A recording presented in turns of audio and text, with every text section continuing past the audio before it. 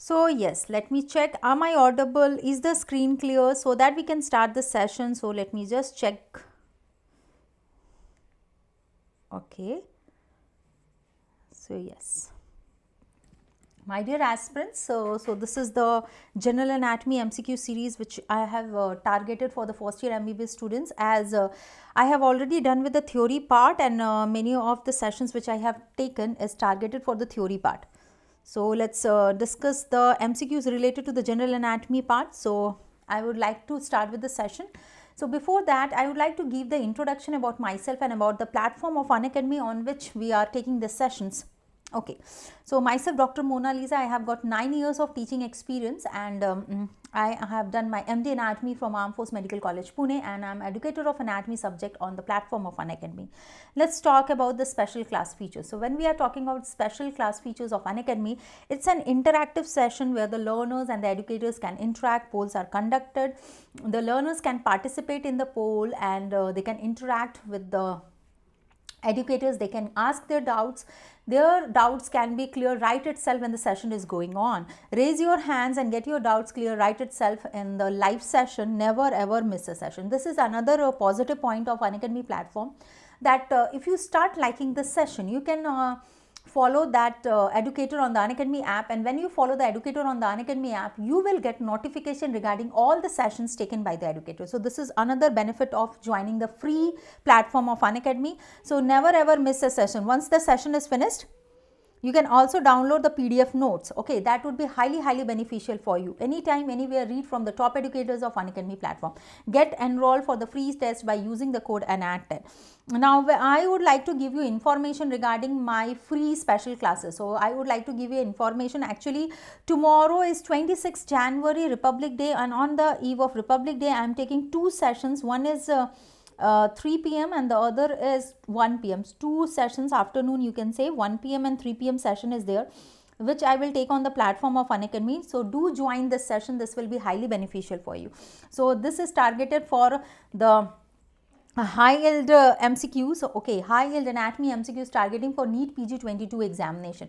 So this will be highly beneficial. So go for it and do present live.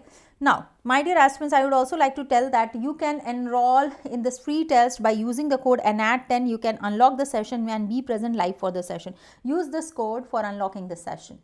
Okay, my dear aspirants, let me share the whole free test calendars targeting for the NEET PG examination, medical PG entrance. Okay, this is the whole calendar. So you can pause when you are seeing this video. If you want to have a detailed information of these free test sessions on the Unacademy, you can pause the video.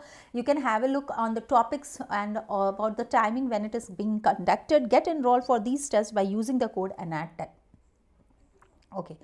So yes, my dear aspirants, let's talk about the plus subscription. So all 19 subjects are targeted in a very systematic way, and you can have the session completed in a very systematic way of all 19 subjects taken by the top educators of Unacademy platform. You can compete in live tests and quizzes. You can know your weak areas. You can pay more attention to that weak areas and give more time to that weak subject. Study on the device of your choice and assess more than 25,000 high yield clinical MCQs of all 19 subjects, which is based on latest pattern of examination. A detailed explanation is provided for each and every MCQs. That is also done by the top educators of Unacademy platform. So with soon you will be provided with the printed notes of Unacademy. This is another benefits which you can target on the plus subscription. Use my code ANAT10 and get an additional discount of 10%. So let's talk about iconic subscription benefits, where you get the benefits of 2 best platform for targeting your examination of NEET PG, that is Unacademy and that of the Prep Ladder. Plus platform of Unacademy and the Prep Ladder. We have already talked about the plus platform. Let me summarize the Prep Ladder benefits: clinical integrated essentials, video lectures from the dream team of Prep Ladder, QBank 3 with active guidance system and tags, rapid revision, snapshot, treasure dream notes of 2021. Okay, my dear aspirants, so all these benefits can be gained by you. That means you get the benefits of 2 best platform for targeting your dream rank in the entrance examination. Use my code, which is also applied on the iconic subscription, for getting extra 10% discount. Congratulations to the topper of FMG December session 2021. My all best wishes are with them, and I wish them that they crack their NEET PG exam in the first go.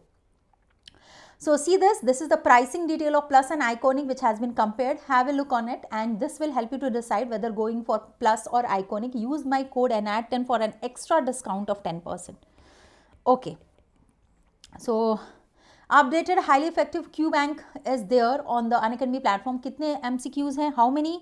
25,000 high-yield clinical MCQs based on the pattern of latest examination, includes detailed explanation, and use a code NAT10 to get 10% extra discount on the subscription. So abhi one of the most important announcement is there, that is Republic Day special. What is the opportunity which you all are getting is that 6-month free extension. That means if you are going to take a subscription of Plus subscription of 1 year or more, my dear aspirants, so you are going to get the 6-month extra extension, and you can use my code to get another 10% discount. So this is a great offer. So grab this opportunity. If you are thinking of taking a subscription of Unacademy, go for it. The 6-month extra free extension of Unacademy Plus subscription is valid on 25th January, 26th and 27th January. So this is the Republic Day special offer. Grab it. Okay, my dear aspirants, you should also want to know which are the live sessions on the Plus platform of Unacademy right now going on. So that is Focus FMG batch 2022 comprehensive batch taken by the top educators of the Unacademy platform, and Target NEET PG 22 batch which is also taken by the top educators of Unacademy platform. So use my code and get an extra discount of 10%. So let's start with the session now. So let's start with the Plus, let's start with the MCQ now. So all the best, my dear aspirants. Let's focus on the first MCQ. Vasa vasorum provides a functional analog to which of the following? So I will provide just 30 seconds. I will come up with the explanation. So the first MCQ which I want to explain is Vasa vasorum is providing functional analog to which of the following? Whether it is functional analog to valves, basal lamina, coronary arteries, or endothelial diaphragm. Okay, so there is 4 options and we have to go with most correct answer. So what is Vasa vasorum? Vasa vasorum is giving nutrition to the outermost layer of the blood vessels. We know that the blood vessels is getting nutrition via blood flowing through the lumen. Okay, so we know that the blood vessel is having the innermost layer as tunica intima, the middle layer is tunica media or intermedia, and then the outermost layer is tunica externa or adventitia. So generally, okay, I got an answer from Sai. Naga Pranav Sai has given absolutely correct answer. Coronary artery is absolutely correct answer. Naga, absolutely correct answer I have got. So Vasa vasorum is functional analog to coronary arteries.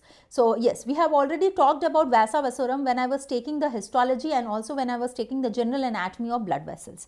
Now, Vasa vasorum are the vessels within a vessel. They are vessels of vessels, and they are providing nutrition to the outermost layer of the blood vessels, that is adventitia layer, which is also called as tunica externa. So they are present in tunica externa or adventitia. So they are providing nutrition and oxygenated blood to thick media and adventitia. Few of them can also be present in the media layer, and most of it are present in elastic artery.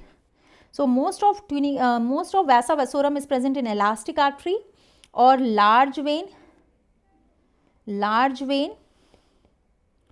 and also in large muscular artery which is large. So they are present in large vein. And the most of it is the highly increased number is present in large vein because the blood flowing through the veins are sluggish. So coronary artery is providing the similar kind of function and nutrition if we take the function of nutrition of the myocardium. Okay, so this function is very similar. So if we have to choose one, coronary artery is fulfilling the similar function of providing nutrition to the myocardium, which the Vasa vasorum is also providing nutrition to tunica externa, adventitia, or the outermost part of tunica media. So absolutely great, Naga, you have given the correct answer. Now before proceeding to the next MCQ, I would like to show you this image. Okay, my dear aspirants, so let me show you this image. So can I enlarge this? Okay, so let me enlarge this image. This is a diagram where you can see. Okay, so this is the diagram where you can see the Vasa vasorum. Okay, this is the diagram where you can see the Vasa vasorum. So if you will see, Okay, so actually this would be muscular artery. This is a muscular artery. Why this is a muscular artery? Why? Because approximately, if you will see, this is the media and this is the adventitia. So approximately their dimensions are equal. This will be tunica intima layer. Okay, this is the first layer, this is the second layer, and this is the third layer. And when you will see, this is the external elastic lamina which is separating the tunica adventitia from tunica media, and you can see vasa vasorum is clearly shown residing in the adventitia layer along with the nerves also in the outermost layer. So vasa vasorum is residing in the outermost part of muscular artery, large muscular artery. Let's move on to the next one. Question number 2. All the best. Nutrient artery runs in towards metaphysis, away from metaphysis, away from epiphysis, or none of the above. So according to you, which is the correct answer? Question number 2. Nutrient artery runs towards metaphysis, away from metaphysis, away from epiphysis, or none of the above. Your time starts now. 30 seconds will be provided to you.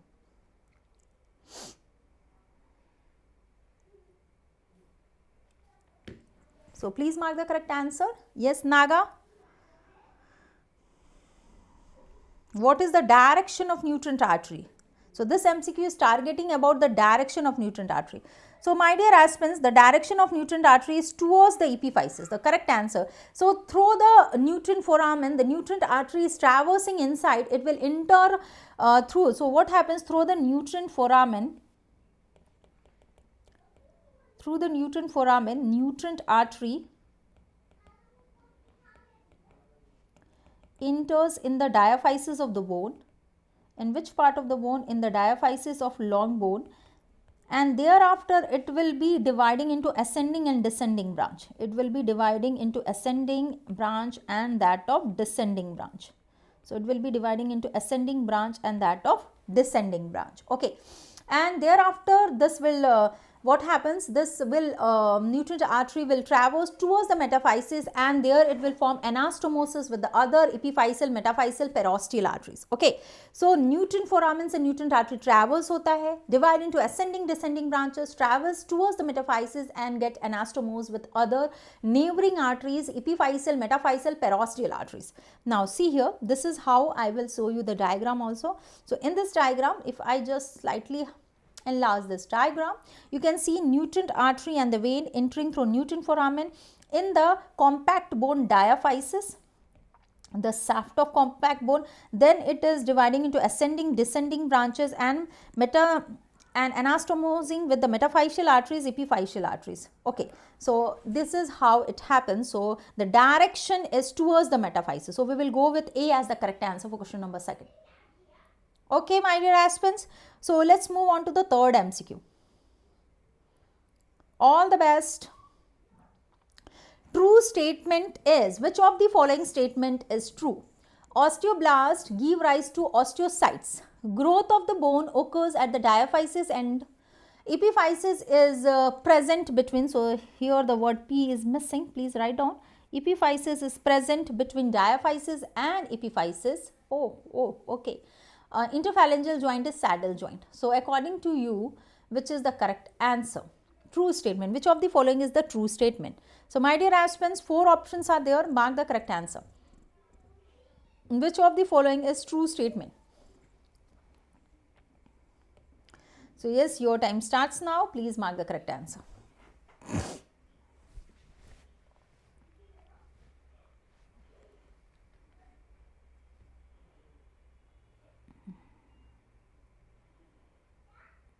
Naga has given the answer and he is telling A as the correct answer. So my dear Naga, you are absolutely right.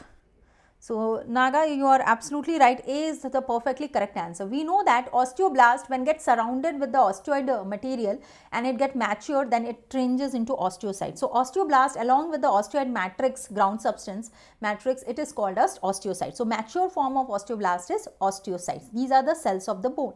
Now growth of the bone occurs at diaphysis. Is it okay? No. If we talk about the growth of the bone, it is occurring adjacent to metaphysis and the maximum growth is occurring in growth plate. Maximum growth कहाँ पे होता है? Where is the area where maximum growth occurs? Maximum growth is occurring at the growth plate, not at the diaphysis. It is lying adjacent to, if we talk about growth plate, it is lying adjacent to metaphysis. Okay, now epiphysis is present between diaphysis and epiphysis. Absolutely right, is absolutely wrong. Actually metaphysis is present between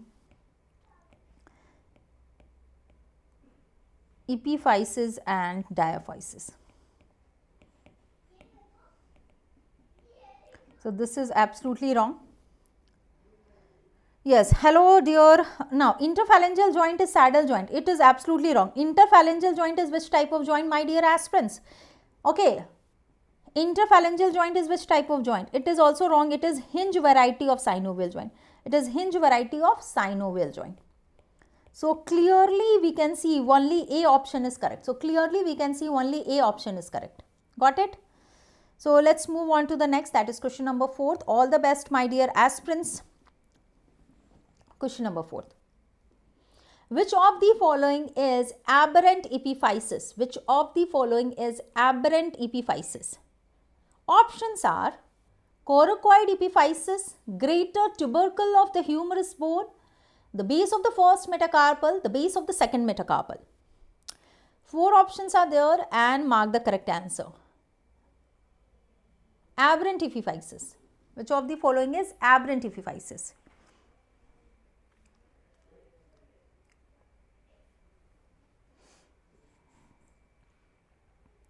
So yes, Naga, okay, Naga dear, Naga is telling B. Okay, aberrant. So actually we have done a session on the epiphysis also of the bone. So here aberrant means abnormal location. What do you mean by the word aberrant? Aberrant means abnormal location.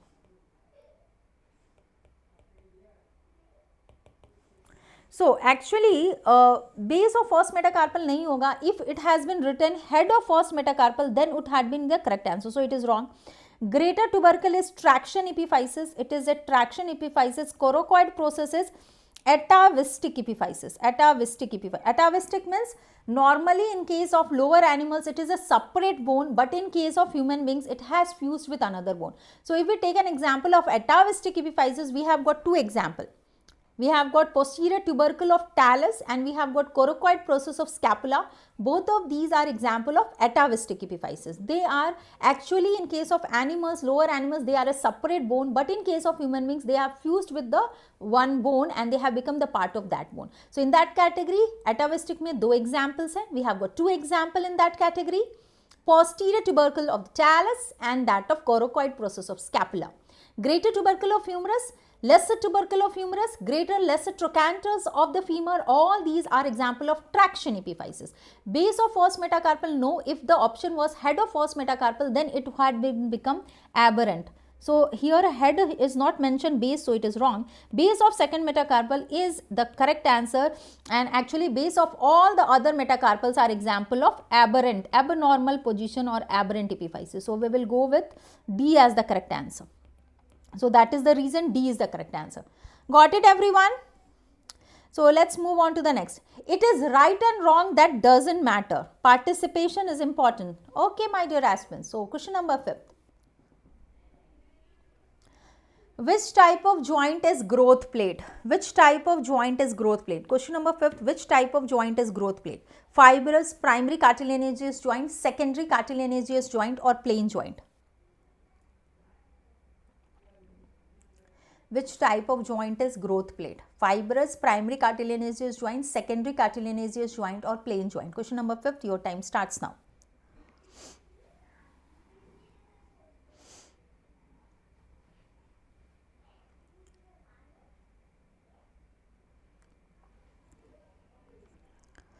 Okay, question number 5. All the best, my dear aspirants. Please mark the correct answer. Your time starts now. Which type of joint is growth plate?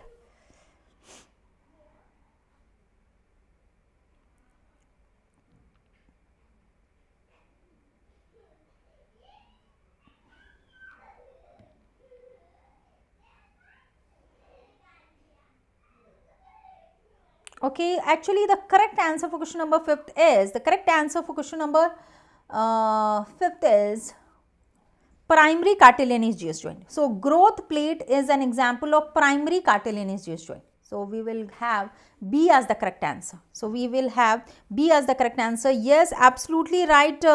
Shivansu and Naga both are perfectly right. So we have already done with the example of joint and we have वहाँ पे हमने categorize किया था कि primary cartilaginous joint is an example of growth plate. Okay, absolutely correct both of you. Great, absolutely correct. Very nice. Okay, so yes, let's move on to the next. Metacarpophalangeal joint is which category? It is condylar joint, it is saddle joint, it is hinge joint or ellipsoid joint. Metacarpophalangeal joint is. Metacarpophalangeal joint means the articulation between the metacarpals and the phalanges. So question number 6, your time starts now. I will wait for 30 seconds, otherwise I will come up with the explanation right now.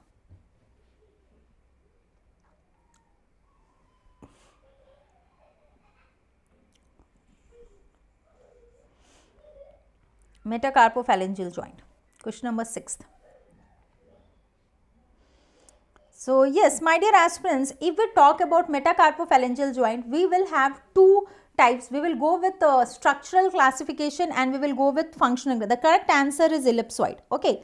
So my dear aspirants, यहाँ पे many of the aspirants may get confused with condylar also, but metacarpophalangeal joint. If we talk about metacarpophalangeal joint, structurally, please note down everyone, structurally, according to the structure or structurally, it is an example of condylar type of synovial joint. It's an example of condylar type of synovial joint. Now, if I talk about metacarpophalangeal joint functional classification, if I talk about its functional classification, so functionally it is an example of ellipsoid variety of synovial joint. Ellipsoid variety of synovial joint. So please note down, structurally अगर हम बोलेंगे तो classification structurally it is condylar joint. Structurally it is condylar joint, but if we talk about functional classification, so we will go with functional classification in this option, then it will be ellipsoid variety of synovial joint. So please note down, this is very important for you to know. Functionally ellipsoid variety, structurally condylar variety, metacarpophalangeal joint. Got it everyone? Let's move on to the next MCQ, MCQ number 7. All the best my dear aspirants. Which of the following is holocrine gland? Which of the following is holocrine gland? Options are sweat gland, breast, pancreas and sebaceous gland. So according to the mode of secretion, so the classification of the gland is according to the mode which is opted by for the secretion. So in that category we will have merocrine, apocrine and holocrine gland. So you have to tell me which of the following is holocrine gland. Options: sweat gland, breast, pancreas and sebaceous gland. So mark the correct answer. Your time starts now. Question number 7th.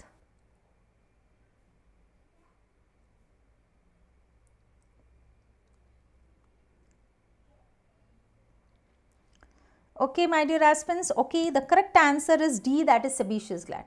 Now, most common type of secretion is merocrine gland. Merocrine gland. So when I am using the word merocrine gland, it means the mode of secretion is like it occurs by the process of normal secretion and not a part of cell is disintegrated. So in merocrine, this is the most common type of secretion method which is adopted by all sweat glands. All sweat glands. So actually, merocrine, ecrine. So sweat gland is an example of merocrine type of secretion where no part of the cell is disintegrated. No part of the cell is disintegrated during the process of secretion.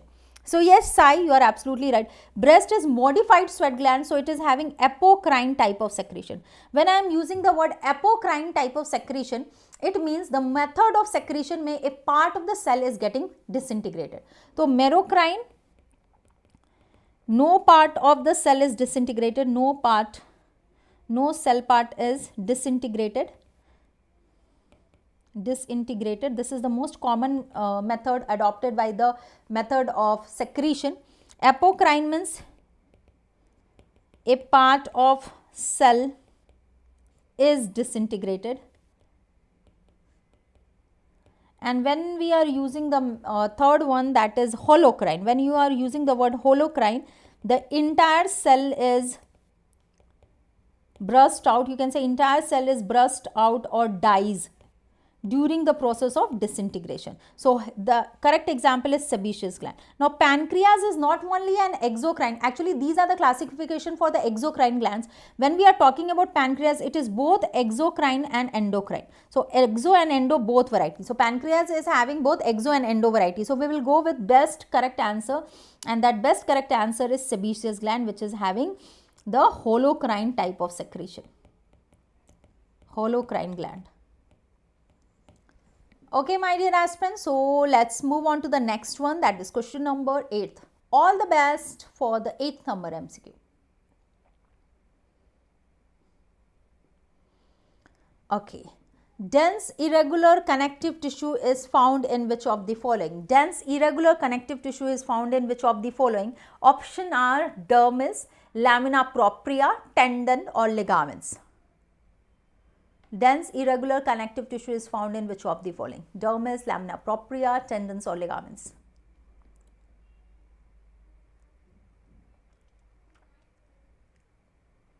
So your time starts now. Please mark the correct answer.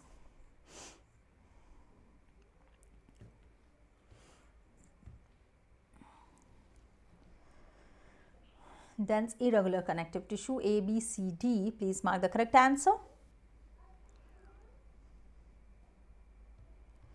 So my dear aspirants, in this category, we have got dermis as the correct answer. Dermis. So dermis is the part of the skin. In case of skin, the outer layer is epidermis, and the just below the epidermis we have got dermis, in which the arrangement of connective tissue is not in a regular pattern. It is irregularly arranged, so dermis is the correct answer.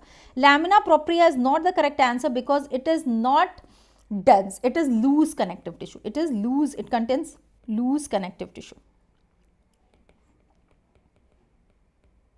Other than that, tendons and ligaments is also the wrong option. The reason is that these are dense regular connective tissue. So along with this, I will take another example, that is aponeurosis. Okay, so muscle insertion point is in the form of cord like, then it is tendon, ligaments, aponeurosis. All these structures are example of dense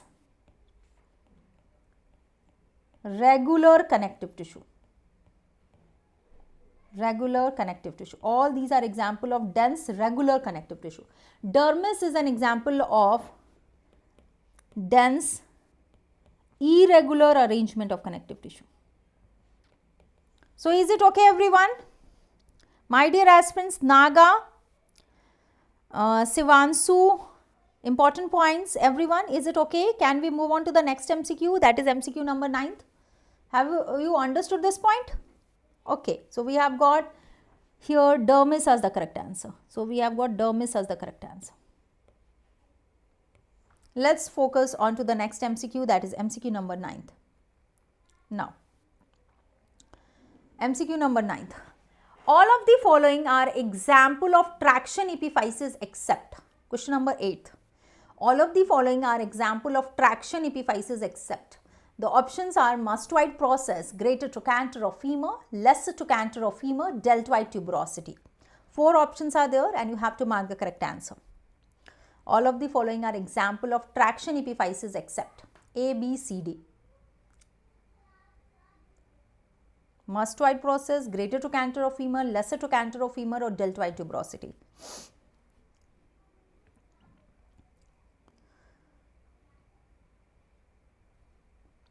Question number 8, please mark the correct answer. Your time begins now.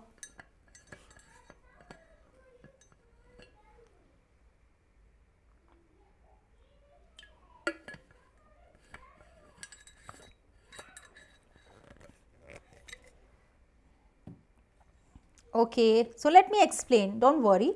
Actually, traction, firstly, I just want a common thing to be asked with you. Epiphysis is present where? Can you tell me epiphysis location?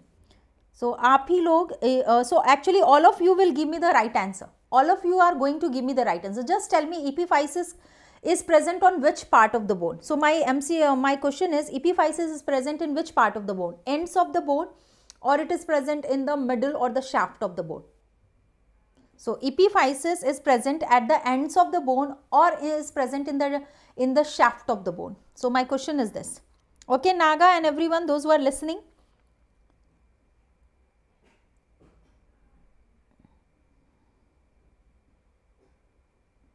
Okay.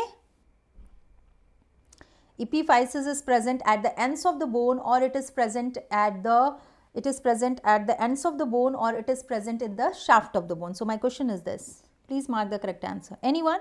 Epiphysis is always present at the ends of the bone. Ends of the bone. ठीक है? Okay. So this is one point. यहाँ पे the MCQ is traction epiphysis. So MCQ is about the MCQ is about traction epiphysis. So which of the following is not an example of traction epiphysis? So here traction epiphysis, which is not an example of traction epiphysis. Here deltoid tuberosity, it is the part of which bone? It is the part of humerus bone. Okay, deltoid tuberosity. Deltoid tuberosity is the part of humerus bone. Deltoid tuberosity is the part of humerus bone. And my dear aspirant, deltoid tuberosity, absolutely right, Naga. Deltoid tuberosity is present in the shaft of the bone. So that means it is a part of diaphysis. That means deltoid tuberosity is located where? Deltoid tuberosity is located at the diaphysis. Okay. Now, other than that, all other examples, that is the greater trochanter, the lesser trochanter of femur or mastoid process, is the location which is formed by the pull of muscle or tendon. So what do you mean by traction epiphysis? When I use the word traction epiphysis, that means these epiphyses are present due to the pull of muscle and ligaments and tendons attached. So on all these locations, like mastoid process, it is also not forming any joint. It is not. If a epiphysis or end is taking part in formation of joint and taking part in weight transmission, then that is an example of pressure epiphysis. So mastoid process पे भी traction of masseter muscle है, greater lesser trochanter is also having attachment of muscles, traction. So these all three are example of traction epiphysis. So all these are example of traction epiphysis. All these are example of traction epiphysis. Got it? All these are example of traction epiphysis. Now, my dear aspirants, if you will see this.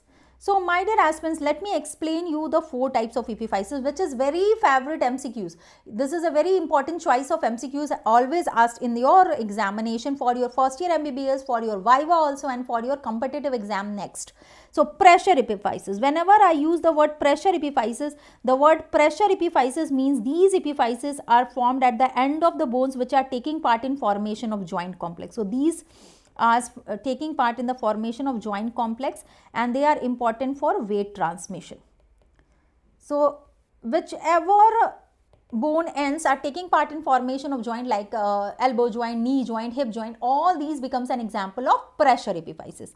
Now, the second category is traction epiphysis. Here the example which has been shown you is greater and lesser trochanter of femur. So, traction epiphysis are, they do not take part in formation of joint complex.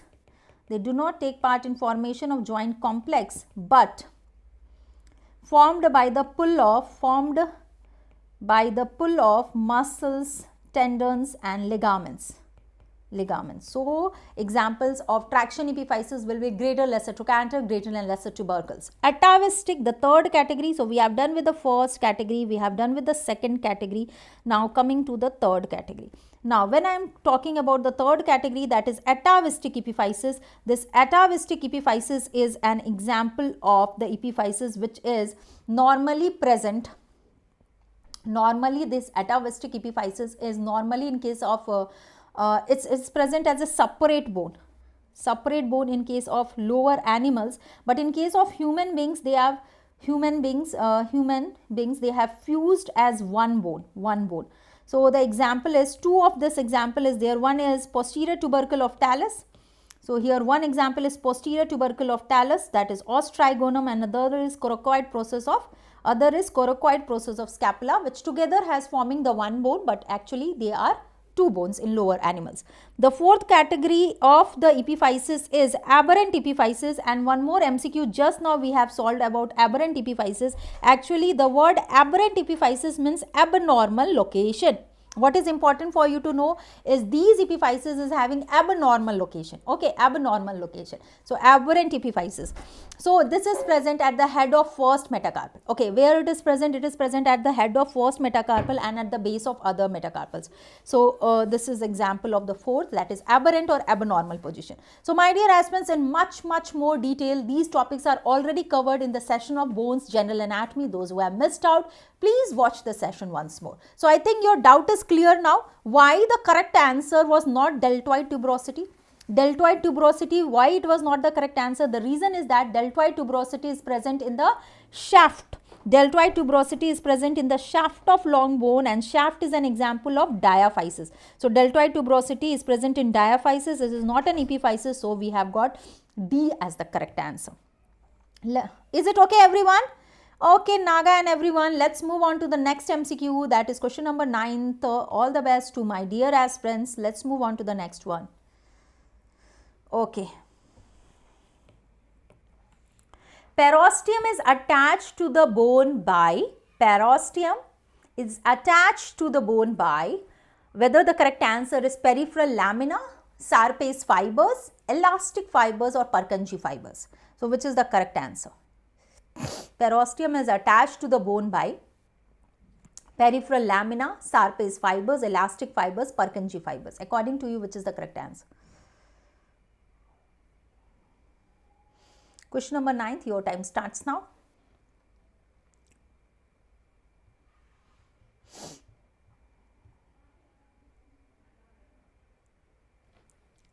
Okay, so I will just wait for 30 seconds. If you are not knowing the answer, I will come up with the explanation. So it is important to know that so the anchoring fibers, actually periosteum is the outermost covering of the bone, and this periosteum of the bone is getting connected to the interior of the bone by some anchoring fibers, and the name of these anchoring fibers are Sarpace fibers. So actually B is the correct answer. Okay, so please write down the definition of Sarpace fibers. Okay, I got a correct answer from Naga. So all of you write the definition of Sarpace fibers. So when I am talking about Sarpace fibers, the other name of Sarpace fibers are, it is also called as perforating fibers or bone fibers. So both are, so it is also called as perforating fibers or bone fibers. Okay, these actually Sarpace and perforating or bone fibers are basically made of, so what is the composition? Basically these are made of type 1 collagen fibers. They are basically made of type 1 collagen fibers, and they are anchoring the outer covering of the bone. So they are forming the connection between the periosteum part of the bone to the interior of the bone. So they are called as anchoring, interior of the bone. So they are called as anchoring fibers. Is it okay, everyone?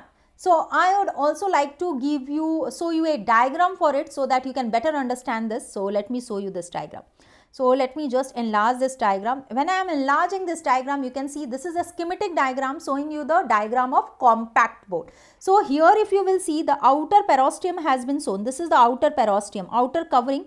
So this again periosteum has got an outer covering of fibrous layer and the inner part of the cellular layer, which is containing osteoblast, immature osteoblast, which further develops to form osteocyte.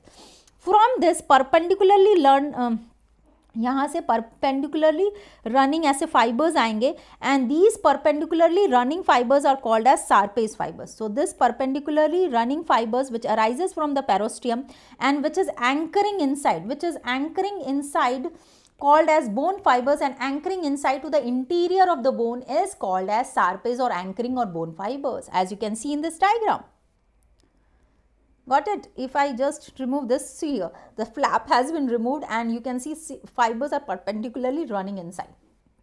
Also, the other important points which is highlighted here is the diagram showing the part of compact bone which is showing the Volkmann, which is also showing you the Volkmann canal which is connecting the Haversian canal. So these are Haversian canal. Let's see, these are Haversian canal, and through Haversian canal nerve, so the nerve, blood vessel, lymphatic traverses, and this is the center is the Haversian canal, which is surrounded again by concentric laminas, which is containing lacuna as the space which contains the bone cells, that is osteoblast and osteoclast, having communication via canaliculi. This one whole system of this rounded structure is called as osteon, which is also called as HCHS, that is Haversian system.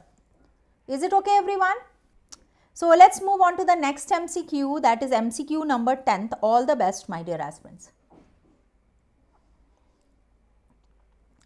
All of the following are composite muscle except. So you have to know the definition of composite muscle, and you have to tell which of the following muscle is not an example of composite muscle. The options are pectineus muscle, flexor carpi unlaris, biceps femoris, flexor digitorum profundus. My dear aspirants, you can mark the correct answer. Question number 10th. Question number 10th. Which of the following is not an example of composite muscle? The other name of composite muscle is hybrid muscle.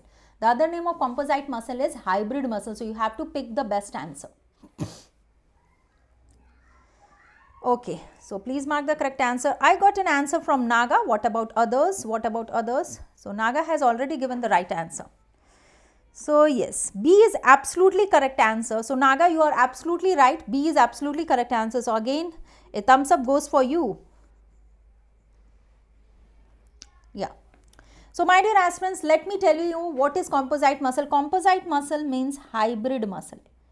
Hybrid muscle means dual nerve supply. Means these muscles is having dual nerve supply. So of the option provided here, let me tell you, if I talk about the first option, that is the pectineus muscle. So pectineus muscle is having innervation by two nerves. They are obturator nerve. It is getting innervation from the anterior division of obturator nerve, and also getting innervation from another nerve, that is femoral nerve. To be more specific, trunk of femoral nerve. So it is getting innervation from the trunk of femoral nerve and obturator nerve anterior division. So that means it's an example of dual nerve supply. So see here.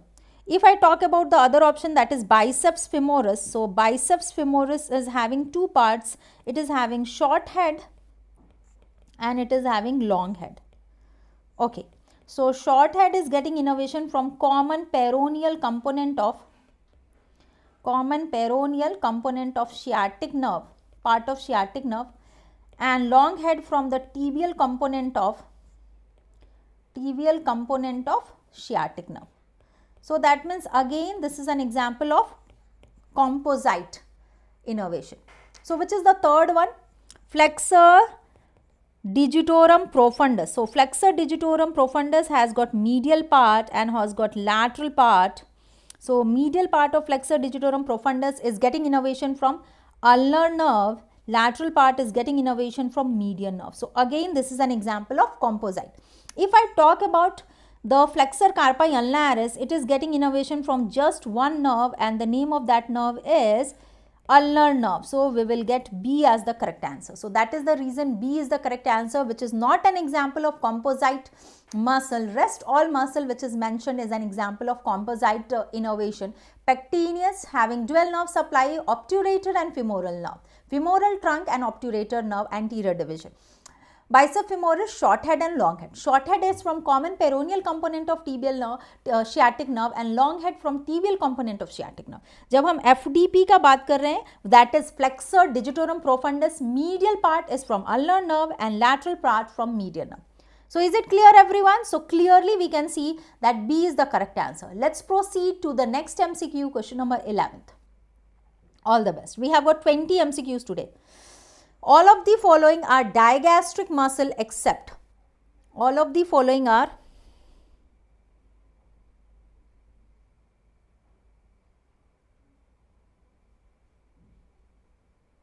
okay. So see here.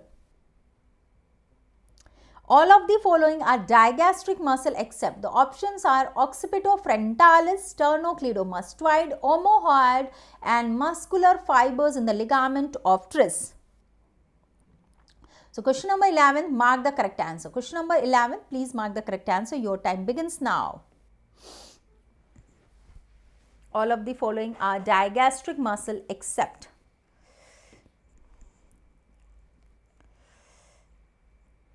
Your time starts now. Please mark the correct answer. Please mark the correct answer.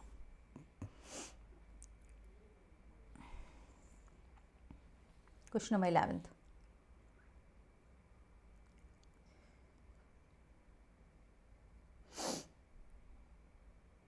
Your time starts now. Everyone, you can mark the correct answer.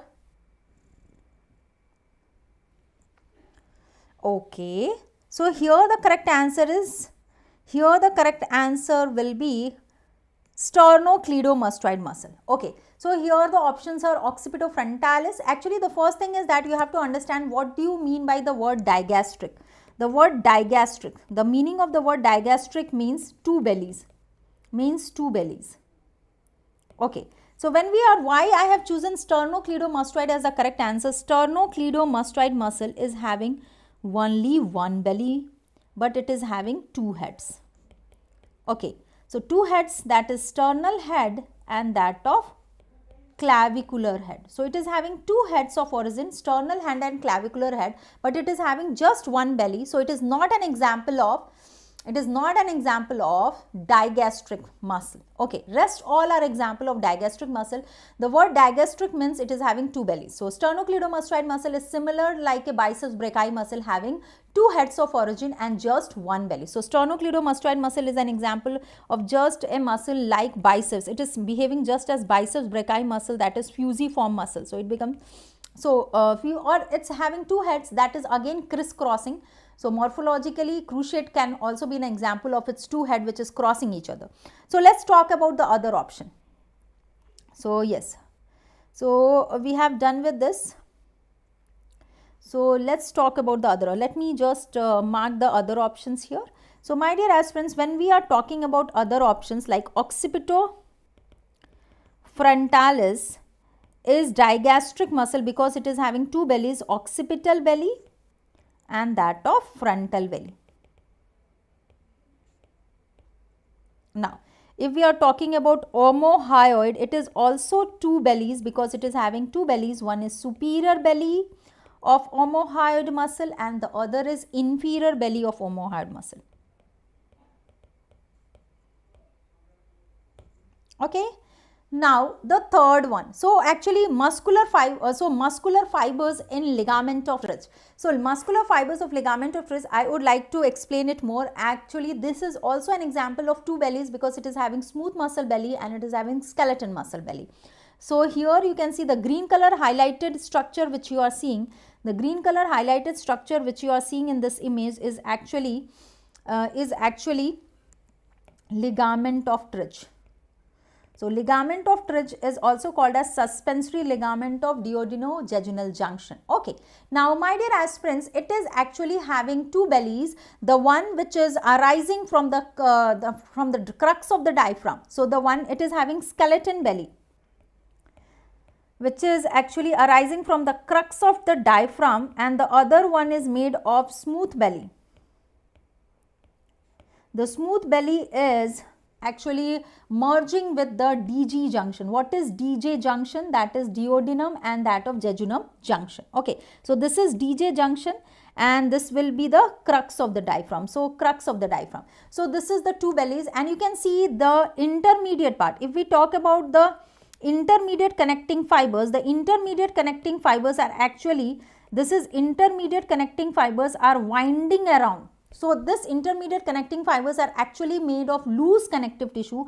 They are actually made of CT for the connective tissue which is winding around the celiac trunk. So these are winding around CT, that is celiac trunk of the part of abdominal aorta. So in similar term, you just understand, some of you must be in first year only, so you must have not come across the word ligament of Tris, so I will explain it. So that means this ligament of Tris is a structure which is made of two bellies which is having the parts. The one belly is called as the skeleton belly and the other is smooth belly. which is having origin from the crux of the diaphragm and also from that of DJ junction, and the fibers are winding around and forming a loop, interconnecting link or intermediate tendon. अगर हम बात करें इसके intermediate tendon की, that is forming a loop around the connective tissue around the celiac trunk of abdominal aorta. So done with this, my dear aspirants, let's move on to the next, that is question number 12. Okay, let's move on to the next, that is question number 12. Muscles with parallel fibers are all except.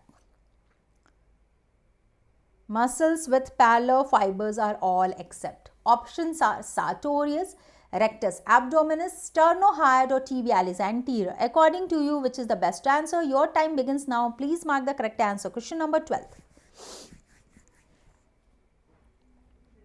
Muscles with parallel muscle fibers. So this is again a MCQ targeting the morphological classification of the muscles. Options are Sartorius, Rectus Abdominis, Sternohyoid, Tibialis anterior. Okay, just waiting for you, otherwise I will give you the correct answer.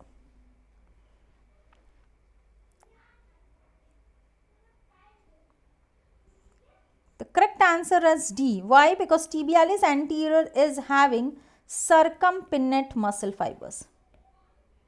It is an example of circumpinnate muscle fibers. It is having circumpinnate muscle fibers. Now, other than that, Sartorius, Rectus Abdominis, Sternohyoid, all these three muscles are example of muscles having parallel muscle fibers. I would like to show you a diagram for this so that your concepts get cleared. So, see here. Here I am showing you the diagram of tibialis anterior muscle. Actually, tibialis anterior muscle, if you will see the dissection part and you will go more anteriorly, so it will have all the muscle fibers converging in the midline, and this representation will be like that of a circumpinnate. So tibialis anterior is an example of circumpinnate arrangement of muscle fibers. Okay. Now, this is how you see, though this is unipinnate, this is bipinnate, this is multipinnate, and this is circumpinnate. Normally, these examples is very important for you to know because it is always asked in your MCQ session.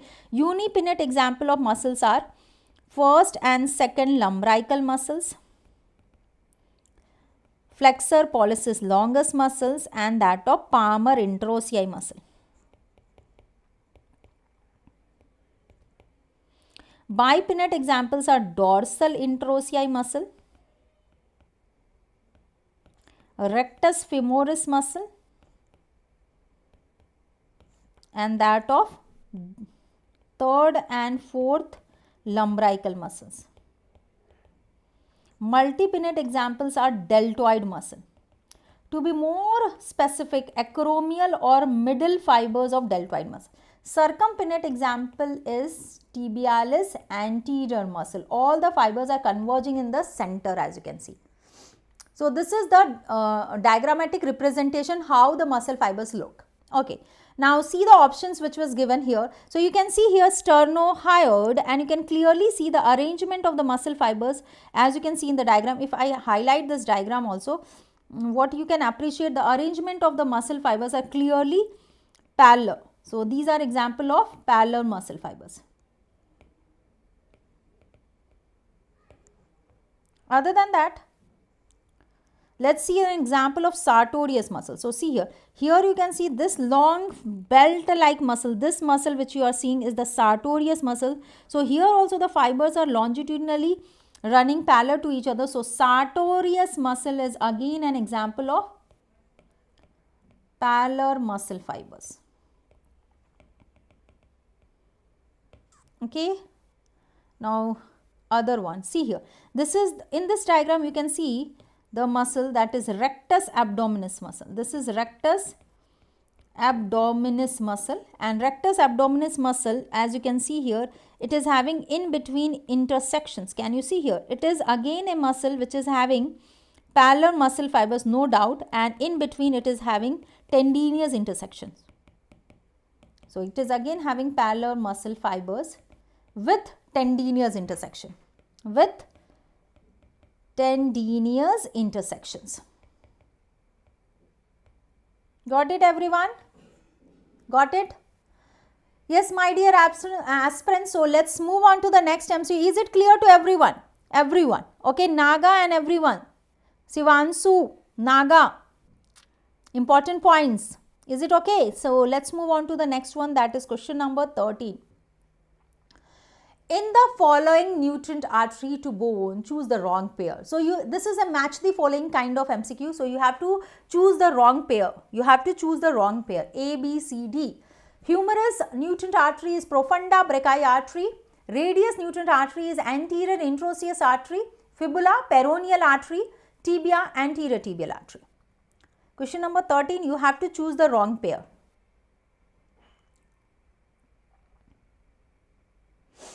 Your time starts now. Please mark the correct answer.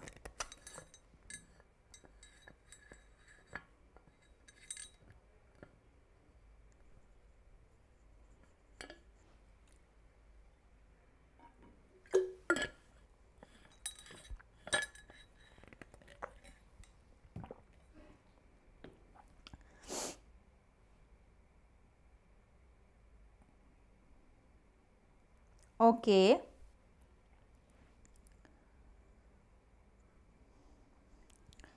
So yes, your time starts now. Please mark the correct answer. Nutrient artery to the bone, and please choose the wrong pair.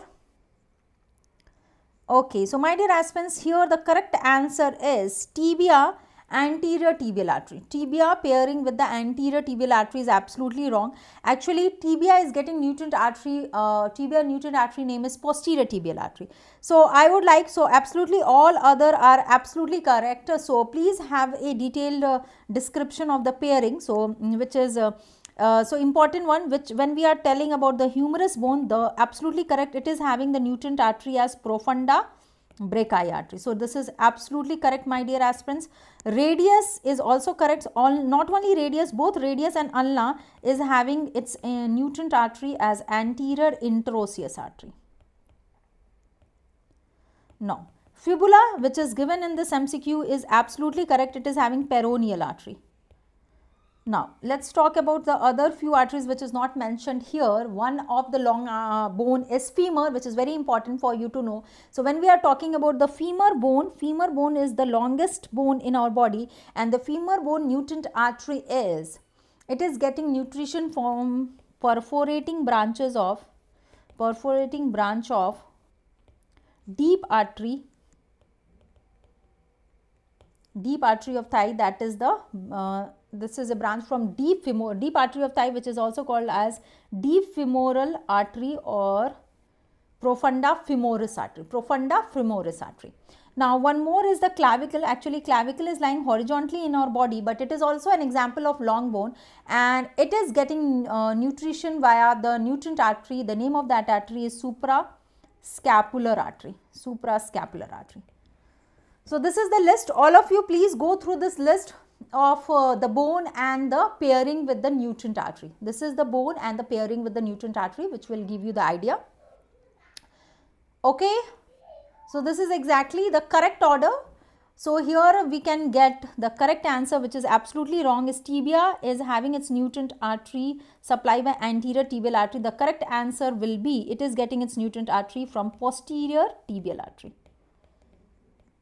So this is the wrong one and this is the correct answer. Let's move on to the next, that is question number 14th. Question number 14th.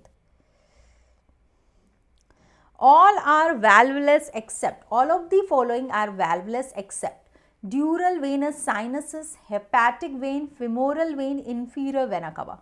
4 options are there and you have to choose the right one. All of the following are valvulus except. Which of the following, that means you have to choose the correct answer, which of the following veins is having valves. So this is how you can proceed to the correct answer.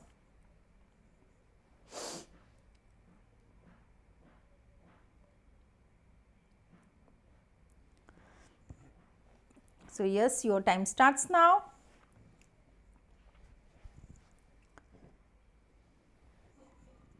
So actually the correct answer is C, femoral vein. Dural venous sinus, we clearly know when we were talking about definition of dural venous sinus, we always study that the characteristic feature of dural venous sinus is that it is having no valves. Now, hepatic vein directly opens into the interior of the inferior vena cava, so it is also having no valves. Similarly, inferior vena cava is having no valves. it is having valves. So femoral vein is the deep vein and it is having valves. To be more specific, the femoral vein is approximately contains, so femoral vein is approximately containing 1 to 6 valves. It contains 1 to 6 valves. It contains 1 to 6 valves. So C is the perfectly correct answer. Femoral vein is an example of the vein having valves. Other than all other veins which is mentioned in the option is not having any valves. Okay, my dear aspirants, so let's move on to the next question, number 15.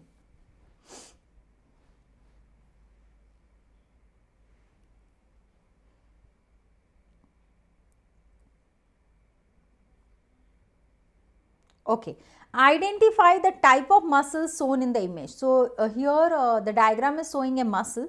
So you have to identify this muscle, which is an example of which muscle arrangement. Okay, so this is again an MCQ which is targeting the morphological. This is targeting about the morphology of the muscle. So you have to firstly identify this muscle. This muscle is lying on the outer ramus of the mandible. This muscle is lying on the outer ramus of the mandible. So you have to identify this muscle and then you have to tell me about its muscular fibers arrangement. So question number 15, your time starts now. Please mark the correct answer. Question number 15.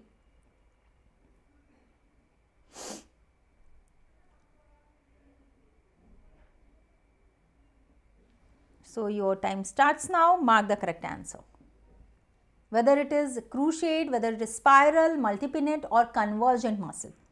So all these I have explained when I have taken the session of muscle, skeletal muscle morphology or the anatomy of the skeletal muscle. When I have explained all these features. I have taken 2 sessions on the skeletal muscle morphology. Those who have missed out, it is on the Unacademy Future Doctor YouTube channel. So you can just see my anatomy sessions of skeletal muscle. One was integrated with the physiology and the other was second part in which I have explained the muscle arrangement. So you can watch that 2 sessions. So the correct answer here is actually cruciate. What do you mean by the word cruciate? Crisscross. So firstly, let me highlight this diagram. Okay, so this muscle is, the name of this muscle is, which you are seeing in this diagram. So see here, this is masseter muscle. This is masseter muscle and masseter muscle is lying on the outer aspect of the ramus of mandible here. Outer aspect of the ramus of mandible, and to be more specific, you can see these are the fibers of masseter muscle which is crisscrossing each other. So masseter muscle fibers are crisscrossing each other. Okay, actually masseter muscle has got superficial deep muscle fibers and they are crossing each other, and this makes it is an example of cruciate muscle. So masseter muscle is an example of which muscle fibers? The answer will be, it is an example of cruciate muscle fibers. So it is an example of which muscle fibers? It is an example of cruciate muscle fiber or arrangement. So here we have to choose the best answer. So here the correct answer will be cruciate. Now please note down other example of cruciate muscle fibers are. So spiral means at the insertion point the muscle fibers is twisted. So we have got sternocleidomastoid and masseter muscle, 2 examples of cruciate muscle. Spiral means at the insertion point the muscle fibers are twisted. So latissimus dorsi, pectoralis major, all these are example of spiral. Multipinnate, just now we have talked deltoid muscle. Convergent means they are converging at a point. Okay, so yes, so example of cruciate. So please write down example of cruciate muscle fiber is 2 muscle. One is masseter muscle and the other is sternocleidomastoid muscle. These 2 muscles are example of cruciate. Spiral and convergent are a similar kind of muscle fibers. So this will be pectoralis. So I will write lower down. So when we are talking about the other muscle, that is spiral, you can say convergent also muscle fibers. So example of these kind of muscles are pectoralis major muscle, trapezius muscle, latissimus dorsi muscle. That means these muscles are having wide origin, a wide area of origin, but it get inserted at the point of insertion. And when we are talking about multipennate, just now I have written also deltoid muscle acromial fibers are example of multipennate. So this is about the spiral. Multipennate was the other option which has been asked in here. So multipennate example is acromial, or which is also called as middle fibers of deltoid muscle. Got it? So we will move on to the next MCQ, that is MCQ number 16. So done with this, let's move on to 16th number MCQ.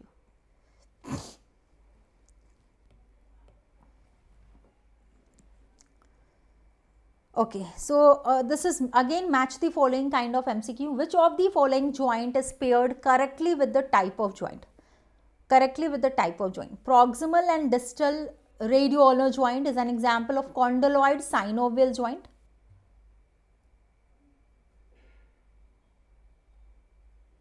Okay. Radiocarpal joint is pivot type of synovial joint. Intercarpal joint is plane type of synovial joint. Metacarpophalangeal joint is hinge variety of synovial joint, and interphalangeal joint is condyloid joint. So according to you, which of this pair is correct? Which of this pair is correct? Question number 16. Please mark the correct answer. Which of the following is the correct answer? So this is joints class. So I have also covered up the joint session and class where I have explained all types of joints. So you have to mark the correct answer, which is the correct answer for the type of joint. Okay, those who have missed that session, they can see my session of joint class once more. General anatomy joint session.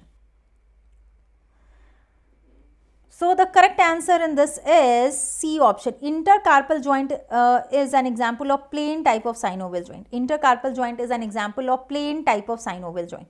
So my dear aspirants, proximal and distal radioulnar joint is not correct. Why? Because proximal and radioulnar joint is an example of pivot type of synovial joint, which is also called trochoid joint. Radiocarpal joint is not correct because it's an example of ellipsoid joint. Metacarpophalangeal joint is an example of ellipsoid or condyloid joint, and interphalangeal joint is an example of hinge joint. So only we have got C as the correct option. Don't worry, I would like to show you the written part also. I have already written here, so you can just go through it. When we are talking about proximal and distal radio articulation, the example of these joint is pivot type of synovial joint. Okay. When we are talking about radiocarpal articulation, that means the articulation between the lower end of the radius and that of scaphoid and lunate bone. So this is an example of condyloid joint if we go again structurally. Structurally, this is an example of condyloid joint. Plus, please note down, but wrist joint is functionally an example of ellipsoid joint. Functionally, it is an example of ellipsoid synovial joint. Same way, interphalangeal joint, intercarpal joint is an example of plane type of synovial joint. This is perfectly correct. Metacarpophalangeal joint, again metacarpophalangeal joint is condyloid joint. Again this is structurally. अगर हम functionally बोले तो functionally metacarpophalangeal joint, if I talk about its functional classification, functionally metacarpophalangeal joint is again ellipsoid variety of synovial joint. It's an ellipsoid joint, ellipsoid variety of synovial joint. Please note down, this is very important. Interphalangeal joint. So no doubt about interphalangeal joint, they are both proximal and distal. Both proximal and distal interphalangeal joint are example of hinge variety of synovial joint. So by this explanation, it is quite clear that we have got the correct answer here, C, intercarpal joint. Intercarpal joint is an example of plane type of synovial joint. All other match the following is absolutely wrong. Okay. So yes, let's move on to the next, that is question number 17.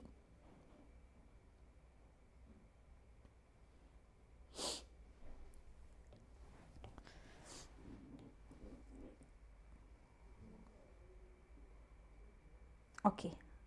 So, okay, let's move on to the next MCQ. All carpometacarpal and intermetacarpal joints are plain type of synovial joint except.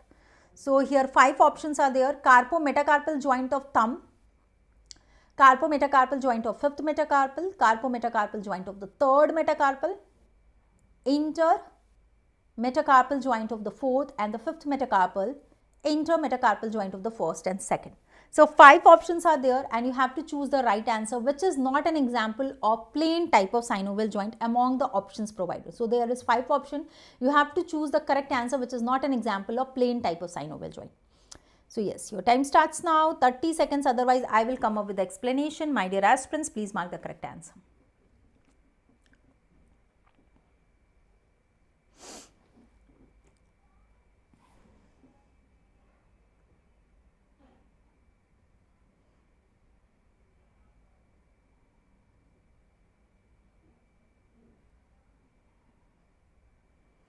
So, yes, here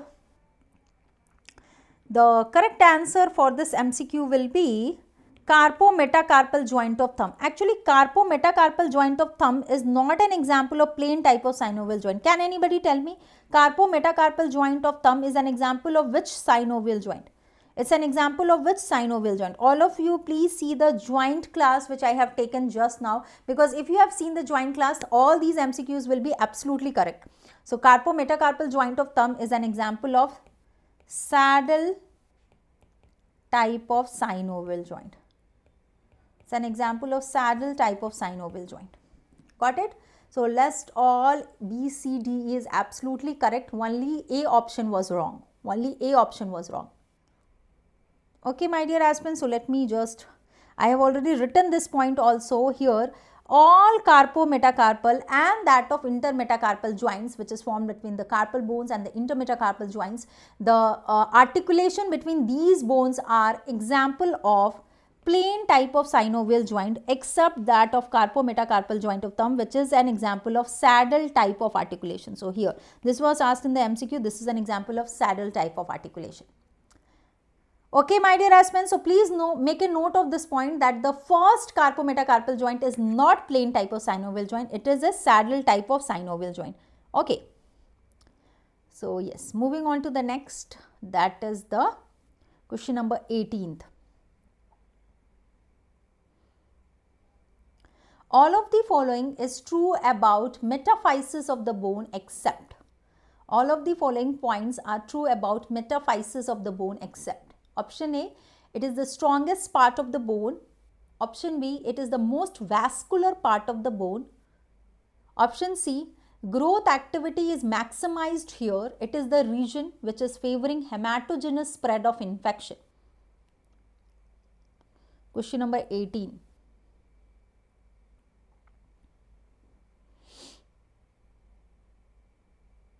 So, which is the wrong statement about metaphysis? According to you, which is a wrong statement about the metaphysis part of the bone?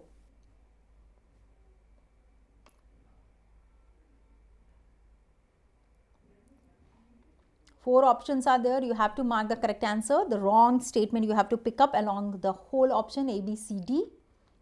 So, my dear aspirants, here when we are talking about option A, it is perfectly wrong. Why? It is not the strongest part of the bone. If we talk about the strongest part of the bone, so strongest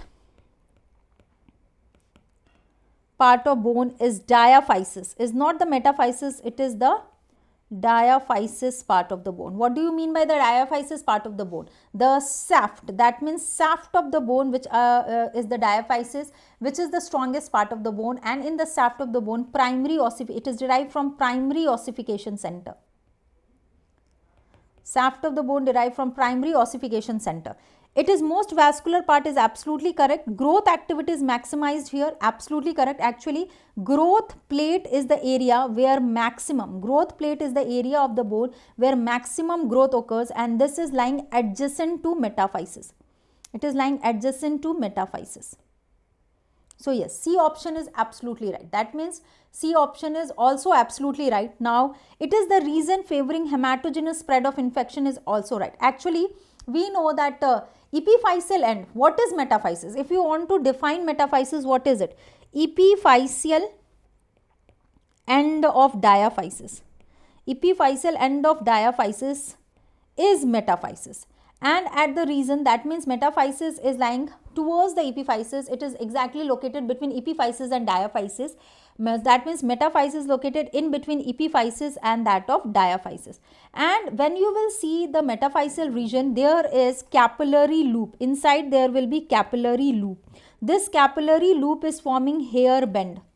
They are in the form of hair bend. So actually what happens, any case of infection which is traversing in the area of metaphysis, which will be the thrombus or any kind of infection which is located in metaphysis will be localized there and will be entangled in that hair loop. So this is the area where forms the origin for hematogenous spread of infection, and this forms the origin for osteomyelitis. So metaphysis में maximum spread of infection होता है. This is the reason. Question number 18, got it? So yes, my dear aspirants, let's move on to the next question number 19.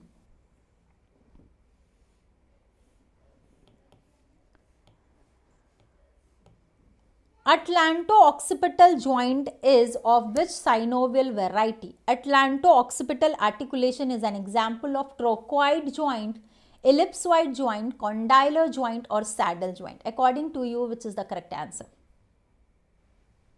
According to you, which is the correct answer, my dear aspirants? Please mark the correct answer. Atlanto-occipital joint.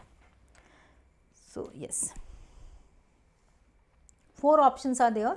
The articulation between the first cervical vertebra and that of occipital condyle of the occipital bone is an example of which synovial variety of joint? So, the correct answer in this category is ellipsoid joint. Ellipsoid joint is the correct answer. So, here trochoid joint is also called as pivot joint, and we know that pivot joint is not the atlanto-occipital joint. It can be atlanto-axial joint. So, actually atlanto-axial articulation takes place at the median part and also at the lateral part. So, lateral articulation between the axis and that of atlas cervical vertebra is an example of plain type of synovial joint, but median atlanto-axial joint is an example of pivot joint. Condylar nahi, saddle nahi. So actually these are all done. Firstly, let me show you a diagram and I will write the literature part also, don't worry. So see here, now here you can see AO joint. What is AO joint? AO joint means atlanto-occipital joint. So that means here the articulation between the occipital condyles and that of okay, so this is an articulation which is taking place between, so atlas, it is taking place between atlas and the occipital condyles. So that is the part of occipital bone. So atlas means C1 cervical vertebra and occipital bone articulation. This articulation is an example of ellipsoid variety of synovial joint.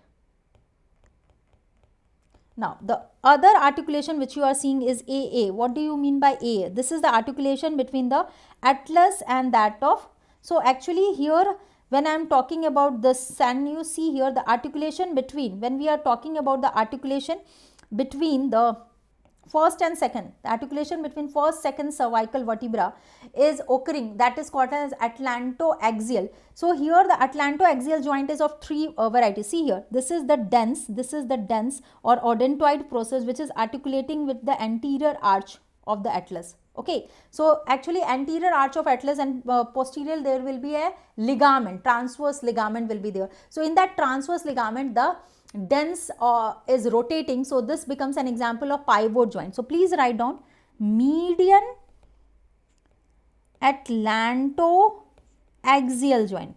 So when it is the word median atlanto-axial joint is used, it is an example of pivot joint which is also called as trochoid joint.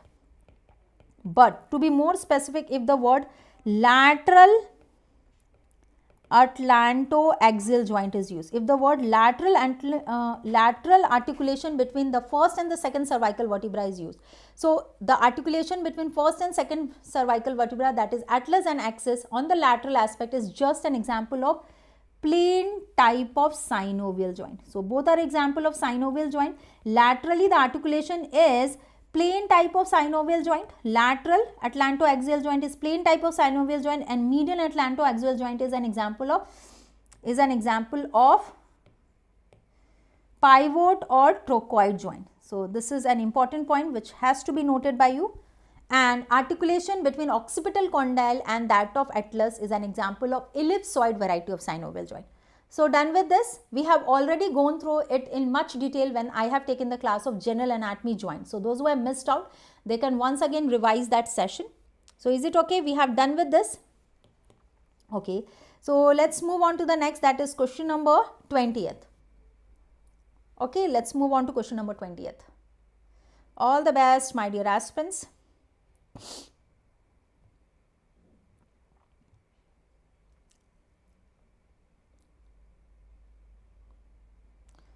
Bone ossified at birth. The bone ossified at the birth.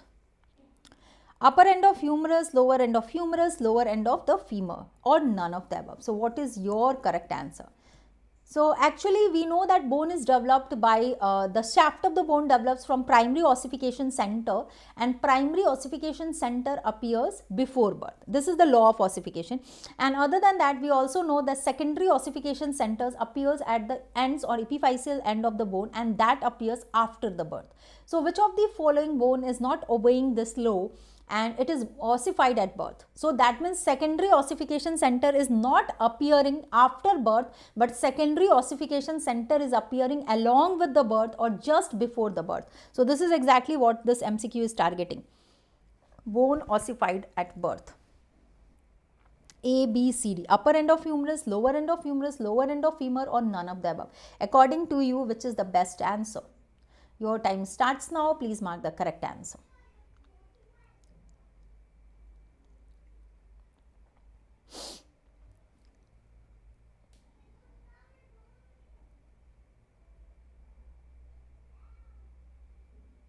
So my dear aspirants, if we have to point the correct answer in this category, we will go with C as the correct answer. Why? Because the actually secondaries, when we are talking generally, we know that secondary center, please note down, secondary center appears after birth. This is the law. And we know that primary center appears before birth. This is the general rule. Okay. And secondary centers appear at which part? At the ends of the bone. It appears at the ends of bone, that is at the region of epiphysis. Okay. And primary center, when we are talking about primary center, it appears in the shaft of the bone, that is the diaphysis. Now, so here lower end of the femur is marked as the correct answer. The reason is that why it is marked as the correct answer? The reason is that lower end of the femur is marked as the correct answer, because if we talk about the secondary center around knee joint, if we will take the example of secondary center around the knee joint, it is appearing not after the birth, but it is appearing along with the last week of intrauterine development along with the birth. So please write down secondary center of ossification is violating this rule, and secondary center of ossification around knee joint is appears during last week of intrauterine life. That means last, to be more specific, exactly it is last week of intrauterine life around the knee joint. That means or you can say during the birth, along with the birth, during birth only. So along with 9 months, that means around 9 months. So that means lower end of femur. That means which bone is violating this rule? That means secondary center is appearing before birth. That means the secondary center is appearing before birth. If we take an example of this, please mark this. If we take an example of this, that means secondary center at upper end of tibia and that of lower end of femur. So these are the two locations where it appears before birth. Secondary center appears before birth, that is during last week of intrauterine life. Same way, actually I want to add on some more fact here. Same way there is a, so I just want to add on one more fact here. Yes, secondary center of ossification पे था. One more point is, we know that primary center appears before birth, but primary centers appears after birth in certain bones. So primary center is appearing after birth. Generally it has to appear before birth, but it is appearing after birth in certain bones, and that bones are, we have got cuneiform bones. So the three cuneiform bones, medial, intermediate or lateral cuneiform bone, and the navicular bone. These are the example where where primary center is appearing after birth. So the examples are three cuneiform bones and the navicular bones. These are the bones of the foot. Okay, three cuneiform bones and the navicular, these are the bones of the foot. These are the examples of the bones of the foot. So three cuneiform means medial cuneiform, intermediate cuneiform, and the lateral cuneiform. So these three cuneiform along with the navicular bone are the examples of bones where the primary center of ossification is appearing after birth, not before birth. So I think this explanation is enough for the question number 20th. Okay, my dear aspirants. So I would also like to give you certain details before ending the session. So let me proceed with that. So here, so we have got C as the correct answer for question number 20th. Okay. So yes, my dear aspirants, I would like to give you the information regarding my high yield anatomy MCQ session, which I am going to take tomorrow. That is NEET PG 22 examination targeting. So this high yield MCQs will be taken tomorrow, Wednesday, on 26th of January, 1 p.m. and 3 p.m. is the timing. 1 p.m. and 3 p.m. is exactly the timing. So here the two sessions will be taken here, 1 p.m. and 3 p.m. You can use the code ANAT10 to get a 10% extra discount for taking the subscription, and also you can use this code to get enrolled for this free session. After the completion of the session, you can also download the PDF notes. Okay, so my dear aspirants, those who are watching the session for the first time, they have to download, firstly what you have to do, they have to download the Unacademy app. They have to download the Unacademy app, and thereafter they have to find their goal as NEET PG.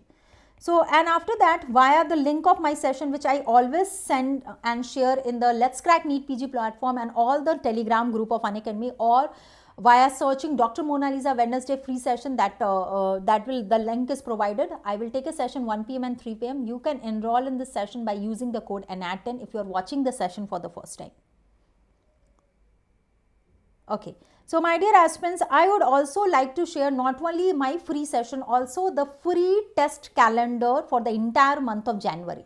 So I am just enlarging this. Why I am enlarging? So that you can pause this video if you want to see the detailed timetable of all the session. If you want to have a look on detailed timetable of all the session, when the session is going on, what is the timing of the test, what is the topic of the test, this is all the things which has to be known to you.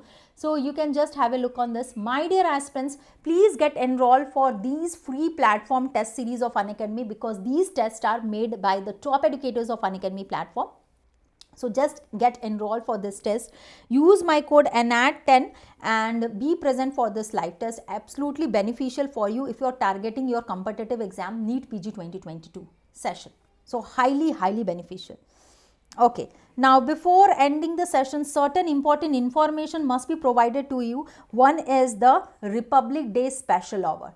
What is the Republic Day special offer? That is, if you are going to take the plus subscription of Unacademy on these days, that is on 25th today, 26th and 27th, these 3 days. So on these 3 days, you will get extra 6 months of free extension or the Unacademy Plus platform use. So you can get 6 months extra on the plus subscription of Unacademy, 6 months extra, but this will be applicable if you take the subscription of 1 year or more, and you can use my code ANAT10 to get an extra discount of 10%. So these are the benefits which can be utilized by you. Just go for it. If you are planning to take the plus subscription, this is the right time to crack it. So just go for it. Okay. My dear aspirants, before ending the session, have a pricing detail. That is also very important for you to know, that the pricing detail and comparison of the Plus subscription and the Iconic, which is shown here. Extra discount of 10% can be gained by using the code ANAT10. And if you are going to take the subscription now, Republic Day special offer, what is it? You will get 6 months of free extension. So yes, before ending the session, do present for tomorrow free sessions, Wednesday free sessions, 26 January. Which is going to happen on the Unacademy free platform. So download the Unacademy app and do like, subscribe and share. Let's crack NEET PG platform and also that Unacademy Future Doctor platform. So that would be highly beneficial for you. All the best. Keep studying. Thank you so much. Thank you, my dear aspirants. Thank you.